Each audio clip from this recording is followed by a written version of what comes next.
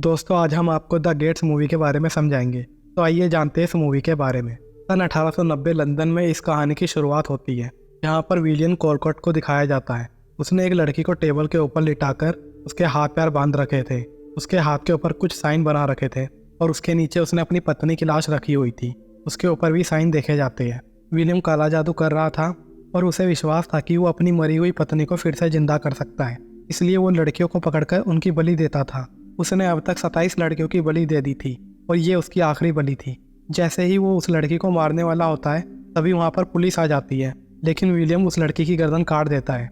William की police वालों के साथ लड़ाई शुरू हो जाती है। थोड़ी देर के बाद पुलिस वाले विलियम को पकड़ लेते हैं। विलियम देखता है कि उस लड़की का खून उसकी पत्नी के ऊपर गिर रहा है और अब उसकी पत्नी जिंदा होने वाली है, लेकिन ऐसा कुछ भी नहीं होता। पुलिस वाले विलियम को पकड़कर जेल ले जाते हैं। विलियम ने बहुत सारी हत्या कर दी थी, जिसकी वजह से उसे फांसी की सजा हो जाती है। कुछ समय बाद दिखाया जाता है कि विलियम जेल की दीवार पर वही साइन बनाकर काला जादू कर रहा होता है। तभी वहाँ पर जॉर्ज शेपर्ड, फिलिप और उनके साथ फादर मैथ्यू आते हैं। अब वो दोनों विलियम को हथकड़ी बांधकर एक रूम की तरफ ले जाने लगते हैं और उसे कहते हैं कि तुम्हारे साथ कुछ स्पेशल होने वाला है। तभी कैदी विलियम को देख रहे होते हैं। विलियम को रूम के अंदर लाते हैं। वहाँ पर गवर्नर, फादर, ऑफिसर और पुलिसकर्मी सभी लोग मौजूद होते हैं। वो बताते हैं कि विलियम तुम्हें दोषी माना गया है क्योंकि तुमने 28 औरतों की जान ली है, इसलिए तुम्हें मृत्यु दंड दिया जा रहा है। भगवान तुम्हारी आत्मा को शांति दे। विलियम कहता है कि भगवान को मेरी आत्मा नहीं मिल पाएगी। गवर्नर के कहने पर दोनों पुलिसकर्मी विलियम को इलेक्ट्रॉनिक चेयर पर बिठाकर बांध देते हैं। अपराधियों को मृत्यु दंड देने के लिए एक नई इलेक्ट्रॉनिक चेयर लाई गई थी, जिसका पहला एक्सपेरिमेंट विलियम पर किया जा रहा था।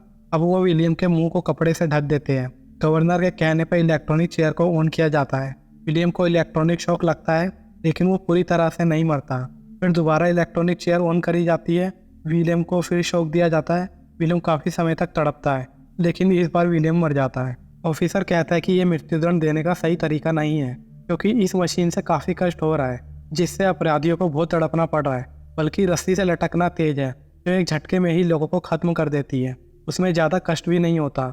मैं शायद ही इस इलेक्ट्रॉनिक चेयर को मंजूरी दूंगा। अब एक एक करके सारे लोग उस रूम से चले जाते हैं। आगे हम फ्रेडरिक लैडब्रोक और उसकी भांजी एमा विकेस को देखते हैं। वो लैटन की फ़ोटो खींच रहे होते हैं। एमा कहती है कि इसके बाद कहाँ जाना है।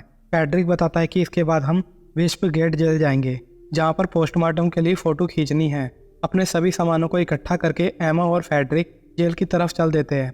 वहाँ पर उसे पुलिसकर्मी जॉन मिलता है, जो उन्हें जेल के अंदर ले आता है। जॉन बताता है कि ये जगह महिलाओं के लिए नहीं है। एमा बताती है कि मैं काफ़ी समय से ये काम कर रही हूँ, मुझे इस काम की अच्छी नॉलेज है। वहाँ पर जॉर्ज आ जाता है और वो उन्हें मुर्दा घर की तरफ ले जाने लगता है। एमा कहती है कि यहाँ पर जो भी लोग हैं वो सभी हत्यारे हैं क्या? जॉर्ज कहता है कि हाँ, ज़्यादातर। इन सभी ने कोई ना कोई अपराध किया हुआ है, जिसकी वजह से ये सब जेल में है। अमेरिका से हमें इलेक्ट्रॉनिक चेयर मिली है, जिसके द्वारा हम इनको मृत्युदंड देंगे। फ्रेडरिक कहता है कि इलेक्ट्रॉनिक चेयर से मृत्युदंड देना सही नहीं है, इसमें काफ़ी कष्ट होता है। जॉर्ज कहता है कि ये सभी लोग अपराधी है, इनको तड़पना ही चाहिए। सब लोग रूम में पहुंच जाते हैं। फ्रेडरिक पूछता है कि ये कौन है। जॉर्ज बताता है कि ये एक सीरियल किलर है।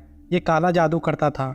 इसकी पत्नी मर गई थी, उसे जिंदा करने के लिए इसने 28 औरतों को जान से मार दिया, इसलिए इसे मृत्युदंड दिया गया। एमा कैमरा तैयार करके विलियम की फ़ोटो खींचने लगती है। फ़ोटो खींचते समय विलियम एमा की तरफ देखता है। यह देखकर एमा डर जाती है और वो थोड़ी देर के लिए रूम से बाहर चली जाती है। फ्रेडरिक विलियम की फ़ोटो खींचकर रूम से बाहर आता है और वो देखता है कि एमा घबराई हुई है। फ्रेडरिक एमा से कहता है कि यह जगह कुछ खतरनाक है, लेकिन घबराने की ज़रूरत नहीं है, हम थोड़ी देर के बाद घर चलेंगे। कुछ समय बाद ब्रिटिश पैरानॉर्मल सोसाइटी में एमा और फ्रेडरिक को देखते हैं, जो अपनी मशीन के बारे में बता रहे होते हैं। वहाँ पर ल्यूसियन एवर्टन भी होता है। फ्रेडरिक फोटोग्राफर के साथ वैज्ञानिक भी था। उसने एक ऐसी मशीन बनाई थी जिसके द्वारा आत्माओं से संपर्क किया जा सकता है। फ्रेडरिक का मानना था कि इंसानों की मृत्यु होने के बाद उनकी आत्मा कहीं नहीं मरती, बल्कि वो ऊर्जा में बदल जाती है। हमने एटमोसाइजन नाम की एक मशीन बनाई है। इस मशीन से जब हम ऊर्जा प्रभावित करते हैं तो ये स्थायी रूप से स्टोर क्षेत्र बनाता है और वो बदले में ऐसा वातावरण बनता है जिसमें ऊर्जा होती है। जैसे कि ऊर्जा ही ऊर्जा की तरफ आकर्षित होती है, इसलिए हम आत्माओं से संपर्क कर सकते हैं। बस हमें सही मौके की तलाश है। लेकिन सोसाइटी के मेंबर को उसकी बातों पर विश्वास नहीं होता। वो कहता है कि आत्माओं से बात करने का काम तो एवर्टन भी कर लेता है, वो भी बिना किसी मशीन की सहायता से। फ्रेडरिक ये सुनकर गुस्सा हो जाता है और वो कहता है कि ये बच्चों का खेल नहीं है, ये वैज्ञानिक तकनीकी से बनाया गया उपकरण है। इसमें कई सालों की मेहनत लगी है, बस हमें किसी आत्मा के ऊपर इस मशीन का प्रयोग करके देखना है। एबर्टन कहता है कि दिखाओ ये कैसे काम करता है। फ्रेडरिक मशीन चालू कर देता है। एमा बताती है कि ये ऐसा साउंड रिकॉर्डर है जो ऐसी आवाज़ को रिकॉर्ड करता है जिसे हम अपने कानों से नहीं सुन सकते। थोड़ी देर तक मशीन चलने के बाद उसके कुछ पार्ट्स खराब हो जाते हैं, जिसकी वजह से मशीन बंद हो जाती है। ये देखने के बाद सोसाइटी के मेंबर्स वहाँ से चले जाते हैं। फ्रेडरिक को बहुत बुरा लगता है। वो कहता है कि एक ही मौका मिला था जिसे उसने गंवा दिया। इतने सालों की मेहनत सब खराब हो गई। एमा मशीन को ठीक करने लगती है। फ्रेडरिक कहता है कि एमा, इस मशीन के लिए अपना समय बर्बाद मत करो। मैंने अपना सारा जीवन इस मशीन के लिए लगा दिया और मैं नहीं चाहता कि तुम भी इस मशीन के लिए अपना जीवन खराब कर दो। मैंने सोचा था कि इस आविष्कार से लोगों की मदद की जाएगी, लेकिन ये बेकार निकला। एमा कहती है कि ये बेकार नहीं है और वो मशीन को ठीक करने लगती है। जेल में जॉर्ज एक कैदी के पास आता है जिसका नाम शॉर्टी था। जॉर्ज उसे कहता है कि तुम नीचे क्या कर रहे हो। शॉर्टी डरा हुआ था। वो कहता है कि मुझे अभी मार दो, नहीं तो वो मुझे अपने साथ ले जाएगा। जॉर्ज कहता है कि चिंता मत कर, तुझे भी उस कुर्सी पर बिठाया जाएगा। अब जॉर्ज वहाँ से चला जाता है। शॉर्टी को विलियम की आवाज़ सुनाई देती है। थोड़ी देर के बाद विलियम शॉर्टी को अपने वश में कर लेता है। शॉर्टी कपड़े को गेट की ग्रिल में बांधकर खुद ही फांसी लगाकर मर जाता है। एमा विलियम की खींची हुई फ़ोटो की जांच करती है। उसे वो फ़ोटो अजीब सी लगती है, जैसे विलियम उस फोटो में उसकी तरफ देख रहा हो। वो ये फ़ोटो फ्रेडरिक को दिखाती है। फ्रेडरिक फ़ोटो देखने के बाद और फोटो की जाँच करता है, लेकिन बाकी सभी फ़ोटोएँ नॉर्मल थी। फ्रेडरिक ये देखकर हैरान हो जाता है और एमा से कहता है कि जल्दी से बैग पैक कर लो, हमें एक बार और मौका मिल रहा है अपनी मशीन का इस्तेमाल करने के लिए। हमें जल्दी ही विस्प गेट जेल जाना होगा। सुबह होते ही जॉर्ज और फिलिप कैदी के पास आते हैं। शॉर्टी मर चुका था। दोनों गवर्नर के पास जाकर कहते हैं कि एक एक करके सभी कैदी मरते जा रहे हैं। इसी जेल में लगता है कि किसी बुरी शक्ति ने कब्जा किया हुआ है। जेल में फादर मैथ्यू को बुलाया जाता है, जो अदृश्य शक्ति से बात कर सकते थे। फादर बुक लेकर मंत्र को पढ़ना शुरू कर देते हैं। कुछ समय के बाद उनकी बुक कोई खींच लेता है और वो फर्श पर गिर जाते हैं, जिसकी वजह से उनके सर पर चोट लगती है और वो बेहोश हो जाते हैं। फादर के होश में आते ही गवर्नर उन्हें हॉस्पिटल ले जाने के लिए कहता है, लेकिन फादर उन्हें मना कर देता है। गवर्नर फादर से कहता है कि आपने नीचे क्या देखा। फादर बताता है कि कोई बुरी शक्ति है यहाँ पर। जॉन गवर्नर के पास आकर कहता है कि यहाँ पर एबर्टन आ रहे हैं। उन्हें पता चला है कि यहाँ पर कोई अदृश्य शक्ति है। एबर्टन को जॉन की वाइफ ने कॉल करके बुलाया था, जिसके बारे में जॉन ने किसी को नहीं बताया। वहाँ पर फ्रेडरिक और एमा भी पहुँच जाते हैं और वो गवर्नर को फ़ोटो दिखाते हैं कि हमने सोचा था कि ये फ़ोटो ख़राब खींची गई है, लेकिन ये फ़ोटो सही है, हमें और फ़ोटो लेने की अनुमति दी जाए। एबर्टन कहता है कि मैं इन्हें जानता हूँ, ये एक आविष्कारक है। गवर्नर कहता है कि नहीं, ये फ़ोटोग्राफ़र है। गवर्नर उन्हें फ़ोटो लेने के लिए मना कर देता है, लेकिन एबर्टन उनकी खींची हुई फ़ोटोएँ देखता है और उन्हें अपने साथ चलने को कहता है। एबर्टन फादर मैथ्यू के पास आकर पूछता है कि यहाँ पर क्या हुआ है। फादर बताता है कि यहाँ पर कोई आत्मा है जिसने उस पर हमला किया। एबर्टन फादर के हाथों को ध्यान से देखता है और कहता है कि मुझे नहीं लगता कि ये किसी आत्मा का काम है। फादर कहता है कि नीचे जाकर देखो, तुम्हें अपने आप पता चल जाएगा।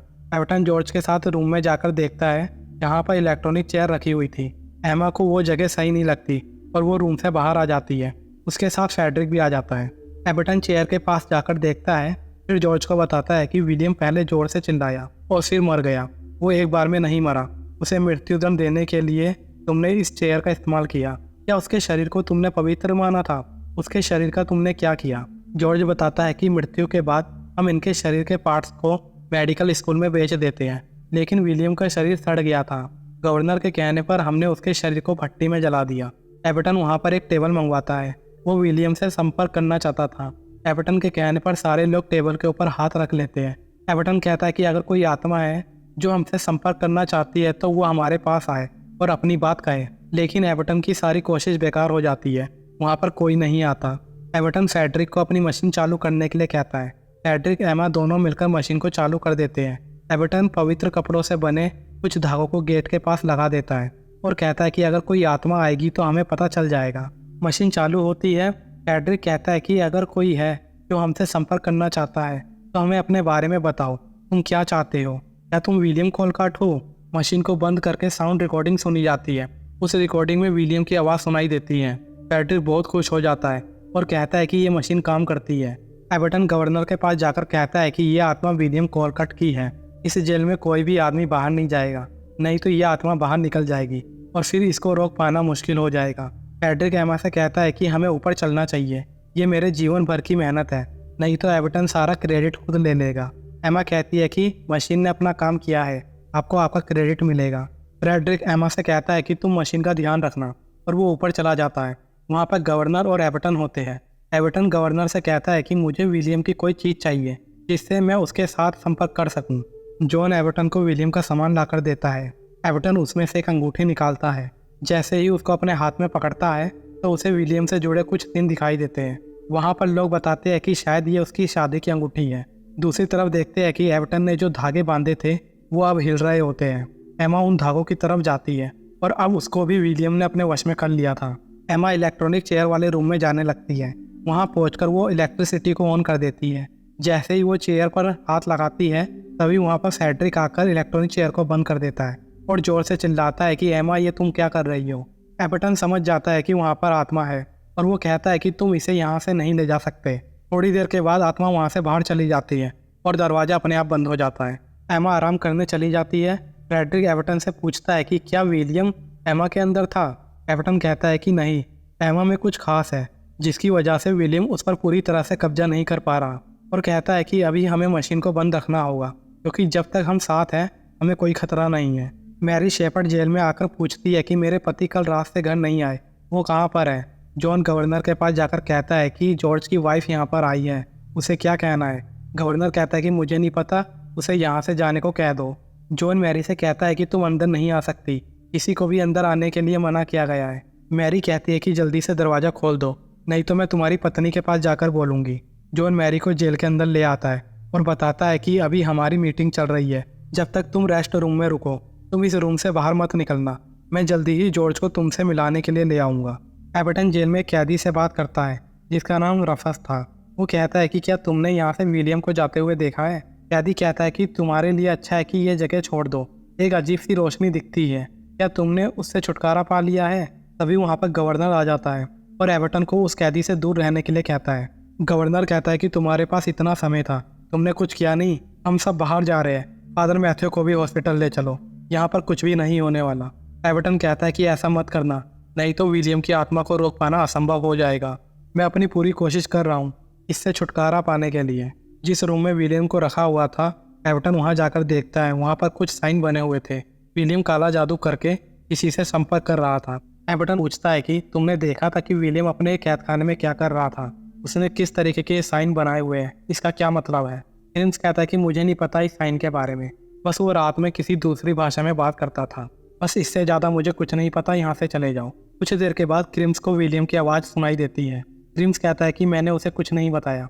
विलियम क्रिम्स के शरीर पर कब्जा कर लेता है। क्रिम्स दरवाजे पर लगी लोहे की ग्रिल को सर से बार बार मारता है जिसकी वजह से उसकी मृत्यु हो जाती है। उसे ऐसा करते हुए जॉर्ज और एवर्टन देख लेते हैं। मैरी शेपर्ड उस रूम से निकलकर दूसरी तरफ चली जाती है और जॉर्ज को ढूंढने लगती है।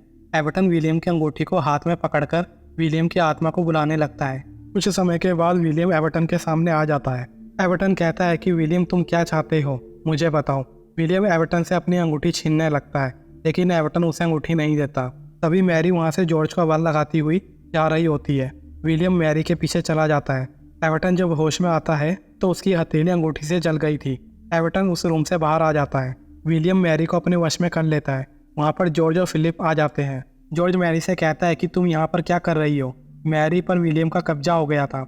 मैरी जॉर्ज की गर्दन दबाकर उसे जान से मार देती है और फिलिप के ऊपर खून की उल्टी करके उसे भी मार देती है। एवर्टन वहाँ से जा रहा होता है। वो देखता है कि जॉर्ज और फिलिप दोनों मर गए हैं।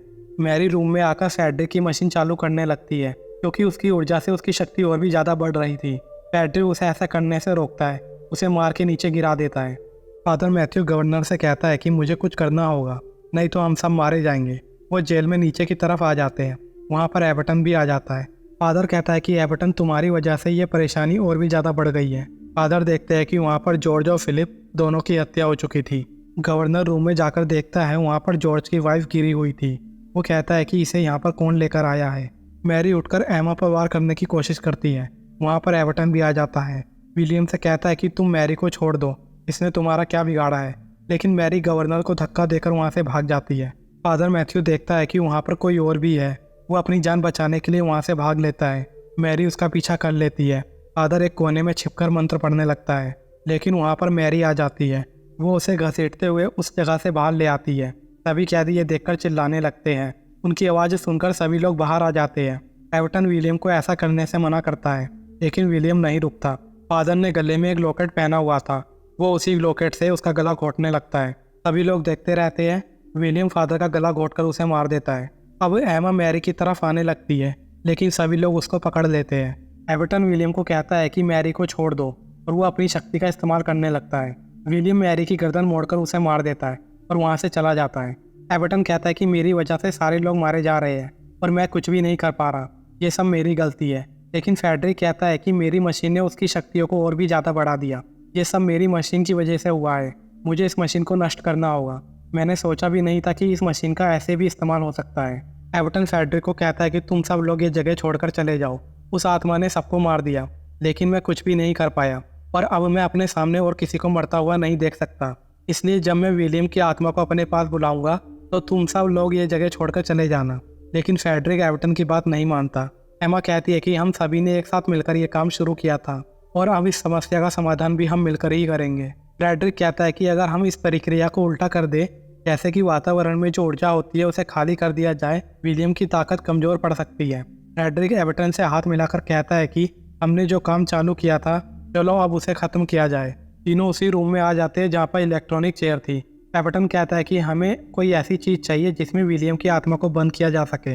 एमा कहती है कि विलियम की अंगूठी का इस्तेमाल करना चाहिए, लेकिन एवर्टन मना कर देता है। वो बताता है कि इस अंगूठी से विलियम की शक्ति और भी ज़्यादा बढ़ जाती है। ये उसकी शादी की अंगूठी है, हमें कोई ऐसी चीज़ चाहिए जिसका उस पर नेगेटिव प्रभाव पड़े।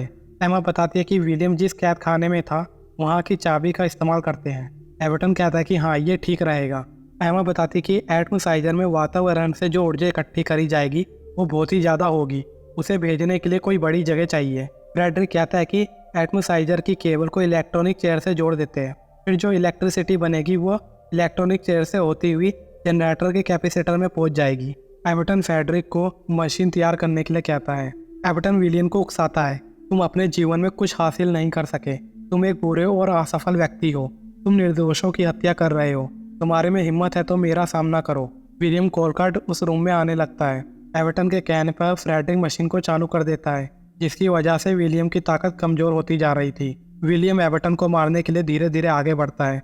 जैसे ही वो एवर्टन के पास पहुंचता है, एवर्टन विलियम को चाबी में कैद करने लगता है। थोड़ी देर के बाद विलियम एवर्टन के शरीर में घुस जाता है। एवर्टन अपने हाथ से इलेक्ट्रॉनिक चेयर को छूता है, जिसकी वजह से जनरेटर के कैपेसिटर में धमाका होता है। फ्रेडरिक और एमा मशीन को बंद करके एवर्टन के पास आकर पूछते हैं कि तुम ठीक हो, विलियम से छुटकारा मिल गया। एवर्टन कहता है कि हाँ, हम कामयाब हो गए। तीनों गवर्नर के पास आते हैं। फ्रेडरिक गवर्नर से हाथ मिलाकर कहता है कि ये दरवाज़ा खोल दो, अब हम सब घर जा सकते हैं। तीनों उस जेल से बाहर आ जाते हैं और अपने अपने घर चले जाते हैं। कुछ समय बाद दिखाया जाता है कि एवर्टन फ्रेडरिक के घर आता है और उसे पैसे देकर कहता है कि हमने जो बिशप गेट जेल में काम किया था ये उसके पैसे हैं। फ्रेडरिक उन पैसों को देखकर हैरान हो जाता है और एवर्टन का शुक्रिया करता है। एमा कहती है कि एवर्टन उस चाबी का क्या हुआ। एवर्टन कहता है कि उसे गवर्नर ने दीवार के अंदर चुनवा दिया ताकि वो किसी के हाथ नहीं लग सके। अब एवर्टन वहाँ से चला जाता है। एवर्टन के हाथ को दिखाया जाता है जिसे वो दस्ताने से ढक कर रखता था।